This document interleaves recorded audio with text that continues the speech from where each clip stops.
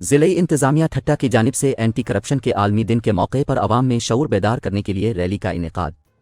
تفصیلات کے مطابق ٹھٹہ انسداد کرپشن کے عالمی دن کے موقع پر ضلعی انتظامیہ ٹھٹہ کی جانب سے ایڈیشنل ڈپٹی کمشنر 1 محمد علی خواجہ اور سرکل افسر اینٹی کرپشن شاہ نواز راہپوٹو کی سربراہی میں عوام میں کرپشن کے خلاف شعور اور آگاہی بیدار کرنے کے لیے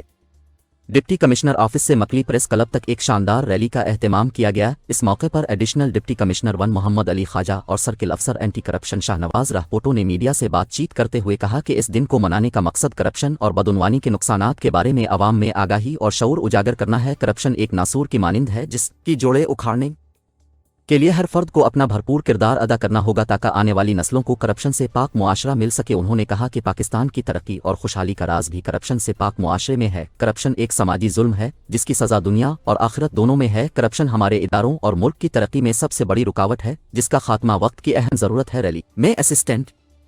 commissioner Thatta Waqas Malook, assistant commissioner Ghora Bari Nabi Bux Solangi, additional director social welfare Niaz Ahmed Memon, district education officer secondary Huzoor Bux Qaskheli, district information officer Mehfooz Ali Soomro, deputy district education officer primary Muhammad Hassan Soomro, صدر chamber of commerce Jahangir Khan Marri کے علاوہ ریونیو، تعلیم، صحت، لوکل گورنمنٹ، سوشل ویلفیئر،